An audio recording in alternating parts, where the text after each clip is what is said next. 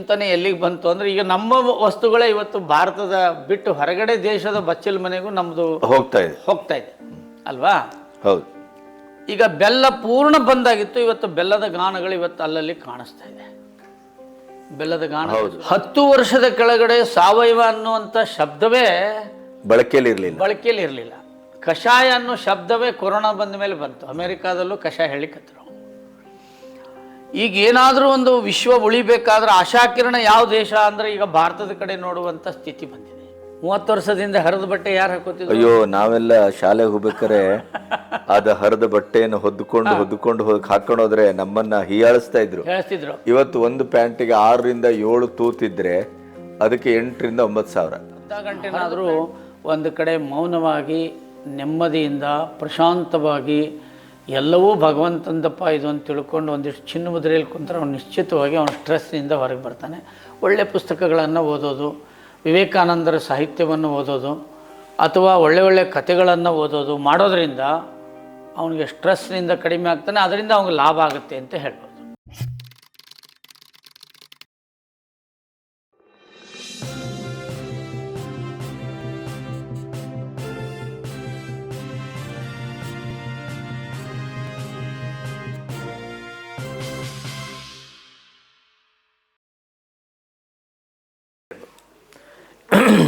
ಡಾಕ್ಟ್ರೆ, ಈಗಿನ ಒಟ್ಟು ಪರಿಸರ ಪರಿಸ್ಥಿತಿಯನ್ನು ಗಮನಿಸಿದರೆ ಒಂದು ಸಮಾಜ ಅನ್ನೋದು ಹಲವು 10 ರೋಗ ರುಜಿನಗಳ ಒಂದು ಅಖಾಡವಾಗಿದೆ, ಗುಡಾಣವಾಗಿದೆ, ಒಂದು ಆಡಂಬೋಲಾಗಿದೆ. ಇದನ್ನು ಮೂಲ ಸ್ಥಿತಿಗೆ, ಮೂಲ ಭಾರತಕ್ಕೆ ಅಥವಾ ನಮ್ಮ ಹಿಂದಿನ ಏನು ಬದುಕುವಂತಿತ್ತು ಗ್ರಾಮೀಣ ಪ್ರದೇಶದ್ದು, ಅದಕ್ಕೆ ಮರಳಿಸಲಿಕ್ಕೆ ಸಾಧ್ಯವೇ ಇಲ್ಲ ಅನ್ನುವಂಥ ಹಂತದಲ್ಲಿ ಏನಾದರೂ ಇದ್ದೇವೆ ನಾವು? ಏನಾದರೂ ನೋಡಿ, ನಮ್ಮ ದೇಶ ಯಾವಾಗಲೂ ಧರ್ಮವನ್ನು, ಸಂಸ್ಕೃತಿಯನ್ನು ಮತ್ತು ಮಹಾತ್ಮರ ಹೇಳಿಕೆಗಳನ್ನು ಗಮನಿಸಿಕೊಂಡು ನಂಬಿಕೊಂಡು ಬಂದಿರುವ ದೇಶ. ಧರ್ಮ ಸಂಸ್ಥಾಪನಾರ್ಥಾಯ ಸಂಭವಾಮಿ ಯುಗೆ ಯುಗೆ ಅಂತ ಹೇಳ್ತಾರೆ. ಈಗ ಹಾಗೆ ಒಮ್ಮೆ ಮೆಲುಕು ಹಾಕಿದಾಗ ಸ್ವದೇಶಿ ಅನ್ನುವಂಥ ಚಿಂತನೆ ಎಲ್ಲಿಗೆ ಬಂತು ಅಂದರೆ ಈಗ ನಮ್ಮ ವಸ್ತುಗಳೇ ಇವತ್ತು ಭಾರತದ ಬಿಟ್ಟು ಹೊರಗಡೆ ದೇಶದ ಬಚ್ಚಲ ಮನೆಗೂ ನಮ್ಮದು ಹೋಗ್ತಾ ಇದೆ ಅಲ್ವಾ? ಹೌದು. ಈಗ ಬೆಲ್ಲ ಪೂರ್ಣ ಬಂದಾಗಿತ್ತು, ಇವತ್ತು ಬೆಲ್ಲದ ಗಾನಗಳು ಇವತ್ತು ಅಲ್ಲಲ್ಲಿ ಕಾಣಿಸ್ತಾ ಇದೆ. ಬೆಲ್ಲದ ಗಾನ ಶುರುವಾಗಿದೆ, ಬೆಲ್ಲದ ಟೀ ಬೆಂಗಳೂರಲ್ಲೂ ಸಿಗ್ತಿದೆ. 10 ವರ್ಷದ ಕೆಳಗಡೆ ಸಾವಯವ ಅನ್ನುವಂಥ ಶಬ್ದವೇ ಬಳಕೆಯಲ್ಲಿ ಇರಲಿಲ್ಲ. ಕಷಾಯ ಅನ್ನೋ ಶಬ್ದವೇ ಕೊರೋನಾ ಬಂದ ಮೇಲೆ ಬಂತು. ಅಮೆರಿಕಾದಲ್ಲೂ ಕಷಾಯ ಹೇಳಿಕತ್ತರು. ಈಗ ಏನಾದರೂ ಒಂದು ವಿಶ್ವ ಉಳಿಬೇಕಾದ್ರೆ ಆಶಾಕಿರಣ ಯಾವ ದೇಶ ಅಂದರೆ ಈಗ ಭಾರತದ ಕಡೆ ನೋಡುವಂಥ ಸ್ಥಿತಿ ಬಂದಿದೆ. ಮತ್ತು ಪ್ರಕೃತಿ ಒಂದು ಸಾರಿ ತನ್ನನ್ನು ತಾನೇ ಉಳ್ಕೊಳ್ಳೋಕೆ ಏನಾದರೂ ಮಾಡುತ್ತೆ ಅನ್ನುವಂಥದ್ದು ನಮ್ಮಲ್ಲಿ ಮಾತಿದೆ. ಹೌದು.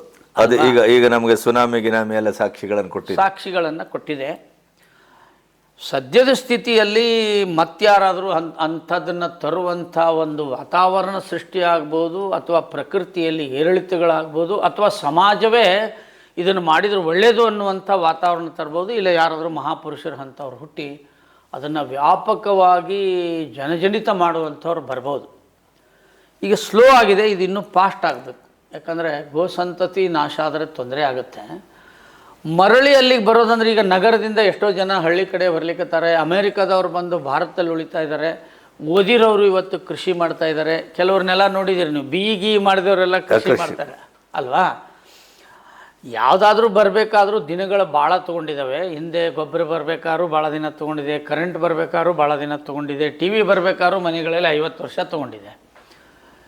ಸಾವಯವೇ ಪೂರ್ಣ ಜೀವನಕ್ಕೆ ಆಧಾರ. ಮುಂದೆ ಭಾರತಕ್ಕೆ ಸಾವಯವ ಇಲ್ಲ ಅಂದ್ರೆ ನಡೆಯಂಗಿಲ್ಲ, ಆರೋಗ್ಯ ಇದನ್ನು ಬಿಟ್ಟರೆ ಬರೋಂಗಿಲ್ಲ ಅನ್ನೋದಾದರೆ ಅದು ಸ್ಲೋ ಆಗಿ ಬರ್ತಾ ಇದೆ, ಬರ್ಬೋದು ಅಂತ ಅನಿಸ್ತದೆ. ಇನ್ನೊಂದು ಸ್ವಲ್ಪ ಅದು ಫಾಸ್ಟಾಗಿ ಬರಬೇಕಾಗಿದೆ. ನನಗನ್ನಿಸುತ್ತೆ, ನನ್ನ ಮನಸ್ಸಿನಲ್ಲಿ ಬರುತ್ತೆ ಅಂತ ಅನ್ನಿಸ್ತಾ ಇದೆ. ಇದು ಮತ್ತೆ ಒಳ್ಳೆ ಆ ಥರದ್ದು ಒಂದು ವಾತಾವರಣ ಬರ್ಬೋದು ಅಂತ ನನಗನ್ನಿಸ್ತಾ ಇದೆ. ಅದಕ್ಕೆ ತಕ್ಕಂತೆ ಎಲ್ಲರೂ ಕೂಡ ಕೆಲಸ ಮಾಡಬೇಕಾಗಿದೆ ಅಂತ, ಎಲ್ಲರೂ ಮಾಡಬೇಕಾಗಿದೆ. ಒಂದಲ್ಲ ಒಂದು ರೀತಿಯಲ್ಲಿ ಅದೇನೋ ಅಳಿಲು ಮರಳನ್ನು ತಂದು ಕೊಡ್ತು ಅಂತ ಹೇಳ್ತಾರೆ, ರಾಮ ಸೇತುವೆ. ಅದಕ್ಕೆ ಎಲ್ಲರಿಗೂ ಮಾಡಲಿಕ್ಕೆ ಕೆಲಸ ಇದೆ ಇದರಲ್ಲಿ. ಗೋವನ್ನು ಸಾಕಬೇಕಷ್ಟೇ ಅಲ್ಲ, ಗೋ ಸಂರಕ್ಷಣೆ ಮಾಡ್ಬೋದು, ಗೋ ಪೋಷಣೆಯನ್ನು ಮಾಡ್ಬೋದು, ಗೋವಿನ ಹಾಲನ್ನು ಕುಡಿಬೋದು, ಗೋ ಉತ್ಪನ್ನವನ್ನು ಬಳಸ್ಬೋದು, ಗೋವಿನ ಔಷಧಿಗಳನ್ನು ಬಳಸ್ಬೋದು, ಅಥವಾ ಗೋ ಸಾಕುವವರಿಗೆ ಸಹಾಯವನ್ನು ಮಾಡ್ಬೋದು. ಗೋವಿಗೆ ಒಟ್ಟು ಮಾಡಿ, ಈಗ ನೀವು ಒಂದು ಪ್ರಶ್ನೆ ಇಟ್ಟಿರಲಿ, ಇಷ್ಟು ದೊಡ್ಡದಾದ ಕಾಯಿಲೆ ಅಂತ ಬಂದುಬಿಟ್ಟಿದೆ. ಭಾರತ ಇವತ್ತು ಎಲ್ಲ ಕಾಯಿಲೆಯಲ್ಲಿ ಮುಂಚೂಣಿಯಾಗಿದೆ ದೇಶ. ಹೌದು. ನೀವು ಯಾವುದೇ ಕಾಯಿಲೆ ತಗೋರಿ, ಈಗ 3,70,70,00,000 ಕ್ಯಾನ್ಸರ್ನವರಿದ್ದಾರೆ. ಆಗಲೇ ಓದಿದ್ರಲ್ಲಿ ನೀವು, ಒಂದು ದಿನಕ್ಕೆ 24 ಗಂಟೆಗೆ ಒಂದು ದಿವಸಕ್ಕೆ ಕ್ಯಾನ್ಸರ್ಗಾಗಿ ಸಾಯೋರು ವಿಶ್ವದಲ್ಲಿ 26,000 ಅಂತ ವಿಶ್ವಸಂಸ್ಥೆ ಹೇಳಿದೆ, ವಿಶ್ವ ಆರೋಗ್ಯ ಸಂಸ್ಥೆ ಹೇಳಿದೆ. 26,000 ಅಂದರೆ ಎಲ್ಲೋ ಎಡವಿದೀವಿ ಅನ್ನೋಕ್ಕೆ ಈಗ ಇಷ್ಟೊತ್ತನ ಸಾಕಷ್ಟು ಅದ್ರ ಬಗ್ಗೆ ಚರ್ಚೆ ಮಾಡಿದ್ವಿ. ಮರಳಿ ತರುವುದಕ್ಕೆ ಬೇಗ ತರ್ಬೋದು, ಎಲ್ಲರದು ಪಾತ್ರ ಇದೆ. ಪ್ಲಾಸ್ಟಿಕ್ಕನ್ನು ಬಂದ್ ಮಾಡಬೇಕು, ಅಗ್ನಿಹೋತ್ರವನ್ನು ಮಾಡಬೇಕು, ಒಂದಲ್ಲ ಒಂದು ಗೋವುಗಳನ್ನು ಅದರಲ್ಲಿ ಮನೆಯಲ್ಲಿ ಸಾಕ್ಕೊಳ್ಬೇಕು, ಆರ್ಗ್ಯಾನಿಕ್ ಕಡೆ ಹೋಗ್ಬೇಕು. ಸಾಕು ಇಲ್ಲಿವರೆಗೆ ಮಾಡಿವಿ. 50 ಎಕರೆ ಇದೆಯಾ, ಒಂದು 2 ಎಕರೆ ನಡೆದು ಸಾವಯವ ಮನೆಗೆ ಬಳಸೋದು. ಅದಕ್ಕೆ ನಾನು ಯಾವಾಗಲೂ ಸಭೆಯಲ್ಲಿ ಹೇಳ್ತೀನಿ, ಸಾವಯವ ಅಂದರೆ ಸಾವು ಬೇಡವಾದರೆ ಸಾವಯವ ಬಳಸು ಅಂತಲೇ ಬರ್ದೀನಿ. ನಾನು ಪುಸ್ತಕದಲ್ಲಿ ಗಾದೆ ಮಾತು ಬರೆದಿದ್ದೀನಿ. ಅದಕ್ಕೆ ನಾವೆಲ್ಲನೂ ನೆಗೆಟಿವೇ ಮಾತಾಡಬಾರ್ದು. ಅದಕ್ಕೆ ನಾನು ಏನು ಹೇಳ್ತೀನಿ, ಬಂದೇ ಬರುತ್ತೆ ಈ ದೇಶಕ್ಕೆ, ಯಾವುದಾದ್ರೂ ಆಶೀರ್ವಾದದಿಂದ ಸರಿ ಆಗುತ್ತೆ ಅಂತ ನನಗೆ ಅನಿಸುತ್ತೆ. ಈ ಆಧುನಿಕ ಜೀವನ ಶೈಲಿಯ ಲಾಭ ನಷ್ಟಗಳೇನು, ಮತ್ತು ಇದರ ಪರಿಣಾಮ ಏನಾಗ್ಬೋದು, ಇದನ್ನು ತಡೆಯೋದು ಹೇಗೆ, ಅಥವಾ ಆಧುನಿಕತೆಯ ಬೇಡವಾ? ಇಲ್ಲ ಆಧುನಿಕತೆಯಿಂದ ಲಾಭ ನಷ್ಟ ಅಂತ ಹೇಳೋದಕ್ಕಿಂತ, ಈಗ ವಿದ್ಯುತ್ ಇಲ್ಲದೆ ಇರೋಕ್ಕಾಗಲ್ಲ, ಆಧುನಿಕತೆ ಬೇಕು. ಟಿ ವಿ ಇಲ್ಲ ಅಂದರೆ ನಡೆಯಂಗಿಲ್ಲ ಕೆಲವರಿಗೆ, ಹೌದು, ಅಲ್ಲ ಭಾಳ ಜನರಿಗೆ. ಆದರೆ ಟಿ ವಿಲಿ ಏನು ನೋಡಬೇಕು ಏನು ನೋಡಬಾರ್ದು ಅಂತ ಗೊತ್ತಿರಬೇಕು. ಅದರ ಸಿದ್ಧತೆಯನ್ನೇ ಮಾಡಿಲ್ವಲ್ಲ. ಟಿ ವಿ ಮೊದಲು ಬಂದಿದೆ, ಅದೇ ಸಿದ್ಧತೆ ಆಗಿಲ್ಲ. ಮತ್ತು ನಿಮಗೇನೋ ಗೊತ್ತಿರ್ಬೋದೇನೋ, ಅದನ್ನು ಕಂಡು ಹಿಡ್ದವನೇ ಭಾಳ ಮಾನಸಿಕ ಮಾಡ್ಕೊಂಡು ಸತ್ತವನಂತೆ. ನಾನು ಒಳ್ಳೆಯ ಒಂದು ಮನುಷ್ಯರನ್ನು ದರಿದ್ರ ಮಾಡುವಂಥದ್ದು ಒಂದು ಕಂಡು ಹಿಡಿದೆ ಅಂತ ಅವ್ನು ನೋವಾಗಿತ್ತಂತ ಅವನಿಗೆ. ಆಮೇಲೆ ಈಗ ಬೆಂಕಿಪಟ್ಟಣ ಇದೆ, ದೀಪನೂ ಹಚ್ಬೋದು, ಅದರಿಂದ ಮನೆಯನ್ನು ಹೊತ್ತಿಸ್ಬೋದು ಅಲ್ವಾ. ಮತ್ತು ಆಧುನಿಕತೆನೇ ಅಲ್ವಾ ಅದು. ಬೆಂಕಿಪಟ್ಟಣ ಬಂದಿರೋದು ಆಧುನಿಕತೆ. ಅಣುಬಾಂಬು ಅದೇ ಅಲ್ವಾ. ಅಣುಬಾಂಬು ಅದೇ ಅಲ್ವಾ. ಅದು ದೇಶದ ಹಿತಕ್ಕಾಗಿ, ಮಾನವ ಕುಲದ ಹಿತಕ್ಕಾಗಿ ಹುಟ್ಕೊಂಡದ್ದು. ಆಧುನಿಕತೆಯ ಹೆಸರಿನಲ್ಲಿ ಅದರ ಪರಮಾವಧಿಗೆ ದಾಟಿ ಎಲ್ಲವೂ ನಾನು ಮೂಗಿನ ನೇರಕ್ಕೆ ನಡಿಬೇಕು, ಎಲ್ಲವೂ ನನ್ನ ಶ್ರಮ ಇಲ್ದೇ ಆಗಬೇಕು, ಎಲ್ಲವೂ ನಾನು ದುಡಿಲಾರದೆ ಬರಬೇಕು ಅಂತ ಹೋದಾಗ ದುಡ್ಡೇನೋ ಬಂದುಬಿಡ್ಬೋದು, ಹಣ ಏನೋ ಬಂದುಬಿಡ್ಬೋದು, ಗುಣ ಹೋಗ್ಬೋದು, ಆರೋಗ್ಯ ಹೋಗಿಬಿಡ್ಬೋದು. ಹೋಗಿದೆ ಈಗ ಸಾಕಷ್ಟು ಜನರಿಗೆ. ಅವ್ರ ಹತ್ರ ಕೋಟಿ ಹಣ ಇದೆ, ಅವ್ರಿಗೆ ಊಟ ಮಾಡಿದ್ದು ಪಚನ ಆಗಲ್ಲ, ನಿದ್ದೆ ಬರಲ್ಲ, ಗತಿ ಇಲ್ಲ. ಅದಕ್ಕೆ ನಾನು ಹೇಳ್ತೀನಿ, ಭಾಳಷ್ಟು ಕಡೆ ನಿಜವಾಗಿಯೂ ನಾವು ಯಾರು ಶ್ರೀಮಂತರು ಅಂತ ಅಂದ್ಕೊಂಡು ಬೆಳೀತಾ ಇದ್ದಾರೆ, ಅವರು ಹಿಂದ್ಗಡೆಯಿಂದ ಬಡವರು ಆಗ್ತಾ ಇದ್ದಾರೆ. ಹೆಂಗಂದರೆ ಈಗ ಹರಿದ ಬಟ್ಟೆ ಯಾರು ಹಾಕೋತಿದ್ರು ಹಿಂದೆ? 30 ವರ್ಷದಿಂದ ಹರಿದ ಬಟ್ಟೆ ಯಾರು ಹಾಕೋತಿದ್ರು? ಅಯ್ಯೋ, ನಾವೆಲ್ಲ ಶಾಲೆಗೆ ಹೋಗ್ಬೇಕಾರೆ ಅದ ಹರಿದ ಬಟ್ಟೆಯನ್ನು ಹೊದ್ಕೊಂಡು ಹಾಕೊಂಡೋದ್ರೆ ನಮ್ಮನ್ನ ಹೇಳ್ತಿದ್ರು. ಇವತ್ತು ಒಂದು ಪ್ಯಾಂಟಿಗೆ 6ರಿಂದ 7 ತೂತಿದ್ರೆ ಅದಕ್ಕೆ 8ರಿಂದ 9 ಸಾವಿರ. ಹರಿದ ಪ್ಯಾಂಟನ್ನು ಹಾಕೊಳ್ಳೋ ವಿದ್ಯಾವಂತ ಆಗೋದಾದ್ರೆ ಒಂದು ದೃಷ್ಟಿಲಿ ಅವ್ನು ಬಡವನೇ ಅಲ್ವಾ. ನೋಟಕ್ಕೆ ಕಡಿಮೆ ಊಟ ಯಾರು ಮಾಡ್ತಿದ್ರು? ಇಲ್ಲದೇ ಇರೋರು ಊಟ ಮಾಡ್ತಿದ್ರು. ಈಗ ಕಡಿಮೆ ಊಟ ಮಾಡ್ತಾ ಇದ್ದಾರೆ. ಇಲ್ಲ, ಈಗ ಇದ್ದವರೆಲ್ಲ ಕಡಿಮೆ ಊಟ. ಆಮೇಲೆ ಮನೆಯಲ್ಲಿ ನಿದ್ದೆ ಬರಲ್ಲ ಅವ್ರಿಗೆ. ಎಲ್ಲಿ ಮಲಗ್ತಾರೆ? ಹೋಗಿ ಯಾವುದೋ ಒಂದು ರೂಮಲ್ಲಿ ಮಲ್ಕೋತಾರೆ. ನಿನ್ನ ಯಾರೋ ಮಲಗಿರ್ತಾರೆ ಹೊರಗೆ. ಈ ಅಜ್ಞಾನತನ ಹೆಂಗಿದೆ ಅಂದರೆ, ಚಮಚದಲ್ಲಿ ಉಣ್ಣವ ಭಾರಿ ಸುಧಾರಿಸ್ತಾವ ಅಂತಾರೆ ಹೊರತು, ಆ ಚಮಚ ಇನ್ನೊಬ್ಬರು ಬಾಯಲ್ಲಿ ಇಟ್ಕೊಂಡಿದ್ರು ಅನ್ನೋದು ಗೊತ್ತೇ ಇಲ್ಲ ಅಲ್ರಿ. ನನ್ನ ಕೈಯಿಂದ ನಾವು ಉಣ್ಣವ್ ಸ್ವಾಭಿಮಾನಿ. ಚಮಚಲ್ಲಿ ಉಂಡ್ರೆ ಅವನು ಭಾಳ ಅವನ ಚಮಚಲ್ಲಿ ಉಣ್ಲಿಲ್ಲ ಅವ್ನು ದರಿದ್ರ ಅಂತಾರಲ್ಲ, ಅವ್ನು ಇನ್ನೊಬ್ಬ ಇಟ್ಕೊಂಡ ನನ್ನ ಬಾಯಲ್ಲಿ. ಅದು ಗೊತ್ತಾಗಬೇಕಲ್ವ. ಆಧುನಿಕತೆ ಅನ್ನೋದು ಬೇಕು. ಅದು ಅದಕ್ಕೆ ವಿಜ್ಞಾನ ಅಂತ ಹೇಳೋನು ಬೇಕಂದರೆ, ವಿಜ್ಞಾನ ಎದಕ್ಕೆ ಬೇಕೋ ಅದಕ್ಕೆ ಬೇಕೇ ಬೇಕು. ಆದರೆ ಜೀವನವನ್ನು ನಡೆಸಲಿಕ್ಕೆ ಎಲ್ಲದಕ್ಕೂ ವಿಜ್ಞಾನವೇ ಬೇಕು ಅಂತಂದರೆ ಅದರಿಂದ ವಿನಾಶಕ್ಕೆ ಕಾರಣ ಆಗಿದೆ ಅಂತ ನನಗನ್ನಿಸ್ತದೆ ಇವತ್ತು. ಈ ಸಾಮಾಜಿಕ ಪ್ರಜ್ಞೆಗೂ ಮತ್ತು ತಿಳುವಳಿಕೆಗೆ ಏನೋ ಸಂಬಂಧ ಇದೆಯಾ? ಇಂಟರ್ಲಿಂಕ್ ಇದೆಯಾ? ಅಲ್ಲ, ಈಗ ಶಬ್ದಗಳನ್ನು ಬಳಸುವಾಗ ಭಾಳ ತಿಳುವಳಿಕಸ್ತರು ಅಂದರೆ ಪ್ರಜ್ಞಾವಂತರ ಅಂತಲೇ ಅರ್ಥ. ಮತ್ತು ಪ್ರಜ್ಞೆ ಒಳಗೆ ಎರಡದು, ಪ್ರಜ್ಞಾ ಅಂತ ಒಂದಿದೆ, ಪ್ರಾಜ್ಞೆ ಅಂತ ಒಂದಿದೆ. ಪ್ರಾಜ್ಞೆ ಅಂದರೆ ಪ್ರಜ್ಞಾವಂತ ಅಂದರೆ ಇದು ನನ್ನ ಮನೆ ಚೆನ್ನಾಗಿರಬೇಕು, ನನ್ನಿಂದ ಯಾರಿಗೂ ತೊಂದರೆ ಆಗಬಾರ್ದು ಅನ್ನೋದು ಪ್ರಜ್ಞಾವಂತಿಕ. ಪ್ರಾಜ್ಞರು ಅಂತಂದ್ರೆ ಇಡೀ ದೇಶವೇ ನಂದು, ಇಡೀ ದೇಶವೇ ಚೆನ್ನಾಗಿರ್ಬೇಕು ಅನ್ನೋದು ಪ್ರಾಜ್ಞರದು. ಪ್ರಜ್ಞೆ ಮತ್ತು ಪ್ರಾಜ್ಞೆ. ಈಗ ರೂಢಿ ಒಳಗೆ ತಿಳುವಳಿಕೆ ಅನ್ನೋದಕ್ಕೂ ಪ್ರಜ್ಞಾದಕ್ಕೂ ಏನು ಬೇರೆ ಬೇರೆ ಇಲ್ಲ, ಎರಡೂ ಒಂದೇ. ಅದಕ್ಕೆ ಇದನ್ನು ನಾವು ಸಾಮಾಜಿಕ ಪ್ರಜ್ಞೆ ಅಂತ ನೀವು ಶಬ್ದ ಹೇಳಿದ್ರಿ. ಸಾಕಷ್ಟು ಶಾಲೆ ಓದ್ಯಾರ, ಭಾಳ ಸರ್ಟಿಫಿಕೇಟ್ ತೊಗೊಂಡಾರ, ತೊಗೊಳ್ಳದೇ ಇರೋರು ಅದಾರ. ಆದರೆ ಕಾನೂನು ಪಾಲನೆ ಮಾಡೋದ್ರಲ್ಲಿ ಎಲ್ಲರೂ ಭಾಳಷ್ಟು ಜನ ಹಿಂದಿದ್ದಾರೆ. ಹೌದ್ರಿ? 3 ಸೀಟ್ ಹಾಕಬಾರ್ದು ಹಾಕ್ತಾರೆ, ಹೆಲ್ಮೆಟ್ ಇಲ್ಲ ಅಂದರೂ ಹಾಕ್ತಾರೆ, ಸ್ಪೀಡ್ ಹೋಗಬಾರ್ದು ಅಂದರೂ ಹೋಗ್ತಾರೆ, ತಪ್ಪಿಸ್ಕೊಂಡು ಹೋಗ್ತಾರೆ, ಬೇಕಾದ್ರೆ ದುಡ್ಡು ಕೊಟ್ಟು ಹೋಗ್ತಾರೆ. ಅದರಿಂದ ಏನೇನು ಅನಾಹುತ ಆಗ್ತದೆ ಗೊತ್ತು. ಸಾಮಾಜಿಕ ಪ್ರಜ್ಞೆಯ ಕೊರತೆಯಿಂದ ದೇಶದಲ್ಲಿ ದೊಡ್ಡದಾಗಿರ್ತಕ್ಕಂಥ ದುರಂತಗಳು ನಡೆದಿದೆ. ಹೌದ್ರಿ? ಮತ್ತು ಹೇಳ್ತಾರೆ ಇದು ಅಪಾಯಕಾರಿ ಅಂತ ಹೇಳ್ತಾರೆ, ಅದನ್ನು ತಿಂತಾರೆ. ಅದ್ರ ಮೇಲೆ ಬರೆದಿರ್ತಾರೆ, ತಿಂತಾರೆ. ಈಗ ಒಂದೊಂದು ವಾರ್ಡಲ್ಲಿ ಗುಟ್ಕಾದ್ದೇ ಒಂದೊಂದು ವಾರ್ಡ್ ಇದೆ. ಈ ಗುಟ್ಕಾ ತಿಂದ್ರೆ ಏನು, ಈ ಗುಟ್ಕಾ ತಿಂದ್ರೆ ಅಂತ ಮಾಡಿದಾರಂತೆ ಕೆಲವು ಆಸ್ಪತ್ರೆಗಳಲ್ಲಿ. ಎಲ್ಲಿ ಹೊಲಸು ಮಾಡಬಾರ್ದು ಅಂತ ಬರೆದಿರ್ತಾರೆ, ಅಲ್ಲೇ ಹೊಲಸು ಮಾಡಿರ್ತಾರೆ. ಆ ಬೋರ್ಡ್ ಮೇಲೇ ಕಸ ಚೆಲ್ಲಿರ್ತಾರೆ. ಆಮೇಲೆ ನಿಯಮ ಪಾಲನೆ ಇಲ್ಲ, ಶಬ್ದ ಮಾಲಿನ್ಯ ಮಾಡುವಂಥದ್ದು, ಸಿಕ್ಕಾಪಟ್ಟೆ ಸೌಂಡ್ ಹಾಕ್ಕೊಂಡು ಟೇಪ್ ಹಚ್ಚುವಂಥದ್ದು, ಆಮೇಲೆ ನಗರಗಳಲ್ಲಿ ಅದೊಂದು ಶಬ್ದ ಮಾಡಿ ಹೋಗುವಂಥದ್ದು, ಬೈಕ್ ತೊಗೊಂಡು ಹೋಗುವಂಥದ್ದು, ವಿಪರೀತ ಶಬ್ದದಿಂದ ಸಮಾಜಕ್ಕೆ ತೊಂದರೆ ಮಾಡುವಂಥದ್ದು ಎಲ್ಲ ಕಡೆ ನಡೆದಿದೆ. ಇದೆಲ್ಲವೂ ಸಹಿತ ಈ ಸಾರ್ವಜನಿಕ ಜಾಗಗಳು ಹೊಲಸು ಮಾಡೋದು, ಯಾವ ಜಾಗದಲ್ಲಿ ಬೇಕಾದ್ರೂ ಉಗುಳೋದು. ನೋಡಿ, ಜಮೀನುಗಳಲ್ಲಿ ಊಟ ಮಾಡಿ ಅದನ್ನು ಅಲ್ಲೇ ಚೆಲ್ಲಿ ಬರೋದು, ಸಾಯಂಕಾಲದಲ್ಲಿ ಅಲ್ಲೆಲ್ಲೋ ಕುಂತು ಕುಡಿಯೋದನ್ನು ಇಲ್ಲಿ ಕುಡಿದು ಅಲ್ಲೇ ಚೆಲ್ಲಿ ಬರೋದು, ಇದೆಲ್ಲವೂ ಸಾಮಾಜಿಕ ಪ್ರಜ್ಞೆಯ ಕೊರತೆ ಅಂತಲೇ ನನಗೆ ಅನ್ನಿಸ್ತದೆ. ಹೀಗಾಗಿ ಇದು ಸರಿ ಮಾಡಲಿಲ್ಲ ಅಂದರೆ ಭಾರತ ಅಂದರೆ ಕಸದ ತೊಟ್ಟಿ ಏನಪ್ಪ ಇದು. ಹೌದು.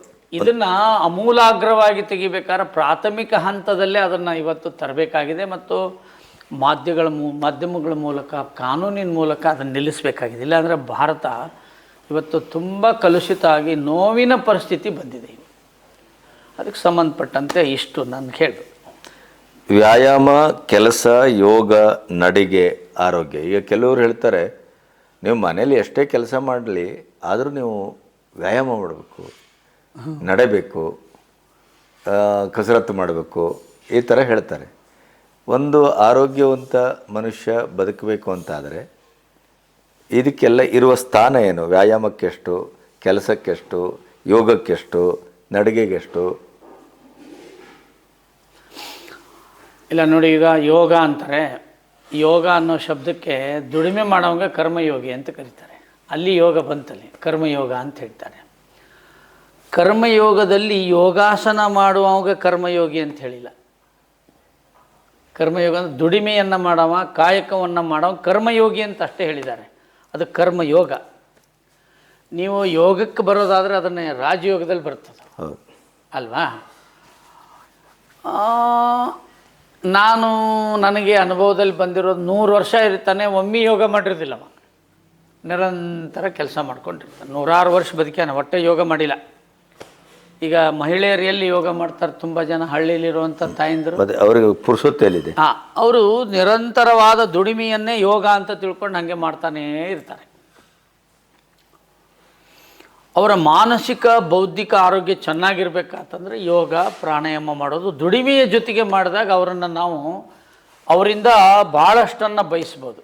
ಉದಾಹರಣೆಗೆ ಈಗ ಮಾತಾ ಅಮೃತಾನಂದಮಯಿ ಅವರಿದ್ದಾರೆ ಕೇರಳದಲ್ಲಿ. ಸಾಮಾನ್ಯವಾಗಿ ಅವರು ಎಷ್ಟು ದೊಡ್ಡ ಕೆಲಸ ಮಾಡಿದ್ದಾರೆ ಅಂದರೆ ಅದಕ್ಕೆ ಕಾರಣ ಏನಿರ್ಬೋದು? ಅವರು ಯೋಗ ಪ್ರಾಣಾಯಾಮ ಇದನ್ನೆಲ್ಲ ಮಾಡೋದ್ರಿಂದ ತದೇಕ ಚಿತ್ತತೆ ಬಂದು ಅವರು ಕೆಲಸ ಮಾಡಿರ್ಬೋದು ಅಂತ ಅನಿಸುತ್ತೆ. ಈಗ ಇಲ್ಲೂ ಭಾರತದಲ್ಲೂ ಕೆಲವರು ನಿತ್ಯ ಯೋಗ ಮಾಡ್ತಾರೆ. ಇವತ್ತು ರವಿಶಂಕರ್ ಗುರೂಜಿಯವರು, ರಾಮದೇವ್ ಬಾಬಾ ಅವರು, ಆಮೇಲೆ ಭಾಳಷ್ಟು ಜನ ಯಾಕೆ ಅವರು ಅಷ್ಟು ದೊಡ್ಡದಾಗಿ ವ್ಯಕ್ತಿ ಹೋಗಿ ಶಕ್ತಿ ಆಗಿದ್ದಾರೆ ಅಂದರೆ ಅವರು ಯೋಗದ ಮೂಲಕ ಅದನ್ನು ಸಾಧಿಸಿದ್ದಾರೆ ಅಂತ ನನಗೆ ಕರೆಕ್ಟ್. ಮತ್ತು ನಿತ್ಯವೂ ನಡಿಗೆ ತುಂಬ ಒಳ್ಳೆಯದು. ನಾನು ಭಾಳ ಸರಿ ಹೇಳಿದ್ದೀನಿ, ರಾಜ ಯಾರು ಅಂದರೆ ಮಹಾರಾಜ ಸಂಸ್ಥಾನಿಕಲ್ಲ, ಕಿಂಗ್ ಯಾರು ಅಂದರೆ ವಾಕಿಂಗ್ ಮಾಡೋನೇ ಕಿಂಗ್ ಅಂತ ಹೇಳ್ತೀನಿ. ದಿನದ ಅವಧಿನಲ್ಲಿ ಒಂದು 2-3 ಕಿಲೋಮೀಟರ್ ಆದರೂ ನಡೆಯುವಂತೆ ಅವರು ಗಮನಿಸಿಕೊಂಡ್ರೆ ವಾಕಿಂಗ್ ಮಾಡೋದ್ರಿಂದ ಏನು ಲಾಭ ಸಿಗಬೇಕು ಅದು ದುಡಿಮೆಯಿಂದ ಸಿಗಲ್ಲ ಈಗ ಹೊಲಕ್ಕೆ ಹೋಗ್ಕನ್ನ ಅದು ವಾಕಿಂಗೇ. ಇವ್ರು ಹೇಳಕ್ಕೆ ವಾಕಿಂಗ್ ಅಂದ್ರೆ ನಡಿಗೆನೇ ಅದು. ಈಗ ಪಂಡ್ರಪುರ ಸಂತರು ನಡೆದು ಹೋಗ್ತಾರೆ, ದೇವರಿಗೆ ನಡ್ಕೊಂಡು ಹೋಗಿ ಬರ್ತಾರೆ ದೂರಕ್ಕೆ. ಬೆಳಿಗ್ಗೆ ವಿಹಾರಕ್ಕೆ ಹೋಗ್ತಾರೆ, ಅದು ವಾಕಿಂಗೇ. ನಡಿಗೆ ಅಂದರೆ ವಾಕಿಂಗೇ ಅಲ್ವಾ? ಹೀಗಾಗಿ ಸಣ್ಣ ಪುಟ್ಟ ಎಲ್ಲ ಕೆಲಸಕ್ಕೂ ಬೈಕ್ ತೊಗೊಂಡು ಹೋಗೋದು ಮಾಡಿ ದೇಹವನ್ನು ದಂಡನ ಮಾಡದೆ ಹೋದರೆ, ಏನು ಹೇಳ್ತಾನೆ ಸರ್ವಜ್ಞ? ದೇಹವನ್ನು ದಂಡಿಸದೆ ಮೋಹವನ್ನು ಖಂಡಿಸದೆ ಉಂಡುಂಡು ಸ್ವರ್ಗಕ್ಕೆ ಹೋಗಲಿಕ್ಕೆ ಅದನ್ನೇನು ಮುಂಡೆ ಆಳುವಳೆ ಅಂತ ಬರ್ದಾನು ಸರ್. ಎಂಥ ಮಾತಲ್ರಿ. ಸ್ವರ್ಗಕ್ಕೆ ಹೋಗಕ್ಕೆ ಬರೋಂಗಿಲ್ಲ. ನಿನ್ನ ದೇಹ ದಂಡನ ಆಗಬೇಕು, ನಿನ್ನ ಮೋಹ ಖಂಡನ ಆಗಬೇಕು. ಅವಾಗ ಮಾತ್ರ ನೀನು ಅಲ್ಲಿ ಹೋಗಲಿಕ್ಕೆ. ಸ್ವರ್ಗ ಅಂದರೆ ಈಗ ಸಾಮಾನ್ಯ ಅರ್ಥದಲ್ಲಿ ಹೇಳೋದಾದ್ರೆ ಸ್ವರ್ಗ ಅಂದರೆ ಸಂತೃಪ್ತಿಯಿಂದ ಬದುಕುವ ಜೀವನಕ್ಕೆ ಅಂತ ಹೇಳ್ಬೋದು. ನಾವು ನೋಡಿಲ್ವಲ್ಲ ಅದು ಎಲ್ಲಿದೆ. ಸ್ವರ್ಗ ಪ್ರತ್ಯೇಕವಾಗಿ ಇದೆಯೋ ಇಲ್ಲೋ ನಮ್ಗೆ ಗೊತ್ತಿಲ್ಲ. ಸ್ವರ್ಗ ನರಕಗಳು ಎರಡೂ ಸಹಿತ ಸ್ಥಿತಪ್ರಜ್ಞನ ಹೃದಯದಲ್ಲಿದ್ದಾವೆ ಅಂತ ಬಲ್ಲವರು ಹೇಳ್ತಾರೆ. ಹಾಗೆ ಅದನ್ನು ಅರ್ಥೈಸ್ಕೊಳ್ಬೋದು ನನ್ನ ಒಂದು ಅನುಭವದ ಆಧಾರದ ಮೇಲೆ ಹೇಳೋದಾದರೆ. ಈಗ ನಮಗೆ ಬಹಳ ಮುಖ್ಯವಾದ ಪ್ರಶ್ನೆ ಇದು ಇದರ ಮೇಲೇ ಇವತ್ತು ದುಡ್ಡು ಮಾಡಲಾಗ್ತಾ ಇದೆ. ಬದುಕನ್ನು ಬೇರೆ ರೀತಿಯಲ್ಲಿ ತಜ್ಞತೆಯ ಹೆಸರಿನಲ್ಲಿ ಮೋಸ ನಡೀತಾ ಇದೆ. ಒತ್ತಡ,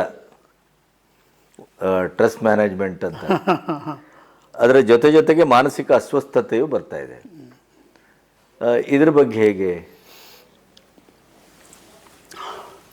ಎರಡು ಥರ ಇದೆ ಇದ್ರಾಗ. ಪಾಸಿಟಿವ್ ಸ್ಟ್ರೆಸ್ ಇದೆ ಮತ್ತು ನೆಗೆಟಿವ್ ಸ್ಟ್ರೆಸ್ ಇದೆ. ಈಗ ನಿಮ್ಮ ಮನೆಯಲ್ಲಿ ಒಂದು ಮದುವೆ ಬಂತು ಅಂದರೆ ನಿಮಗೆ ಸಹಜವಾಗಿ ಒಂದು ಒತ್ತಡ ಶುರು ಆಗ್ತದೆ. ಅದು ಪಾಸಿಟಿವ್ ಅದು.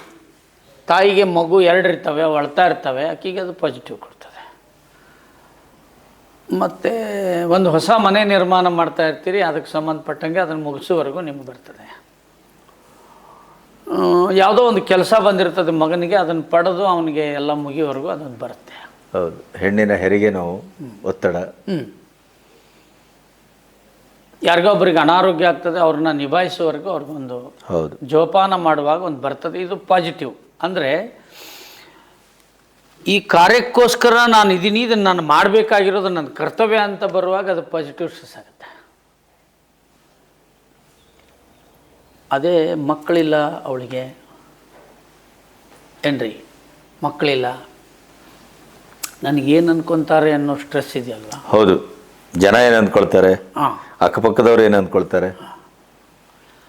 ಮದುವೆ ಇದೆ, ಮದುವೆ ಮಾಡ್ತಾ ಇದ್ದಾರೆ ಅನ್ನೋ ಸ್ಟ್ರೆಸ್ಸು. ಮದುವೆನೇ ಆಗಿಲ್ಲ, ಮದುವೆನೇ ಆಗ್ತಾ ಇಲ್ಲ ಅನ್ನುವಾಗ ಏನಿರುತ್ತೆ, ಅದು ಉಲ್ಟಾ. ಕೆಲಸ ಬಂದಿದೆ, ಕೆಲಸಕ್ಕೆ ಹೋಗೋದು ಒಂದು ಸ್ಟ್ರೆಸ್ಸು, ಕೆಲಸನೇ ಸಿಕ್ಕಿಲ್ಲ, ಅದು ಒಂಥರ ಸ್ಟ್ರೆಸ್ ಕೊಡ್ತದೆ. ಆಮೇಲೆ ಇನ್ನು ದೊಡ್ಡ ಸ್ಟ್ರೆಸ್ ಯಾವುದಂದ್ರೆ ಯಾವ ಪಕ್ಷ ಆರಿಸಿ ಬರ್ತದೆ ಇವನೇ ತಲೆ ಕೆಡಿಸ್ಕೊಂಡ್ಬಿಟ್ಟಿರ್ತಾನೆ ಅಲ್ವಾ. ಅದು ಬರ್ತದೋ, ಈ ಸೀಟ್ ಇಷ್ಟು ಬರ್ತಾವೋ, ಕ್ರಿಕೆಟ್ನಲ್ಲಿ ಯಾರು ಗೆದ್ದು ಬಿಡ್ತಾರೋ, ಇದನ್ನು ಭಯಂಕರ ತಲೆ ಒಳಗೆ ತೊಗೊಂಡು ಏನು ಮಾಡ್ಕೊತಾನೆ, ಅದು ಮುಗಿದ್ರೊಳಗನೆ ಏನಾರು ಆಗಿಬಿಡ್ತಾನೆ ಅಲ್ವಾ. ಅದಕ್ಕೆ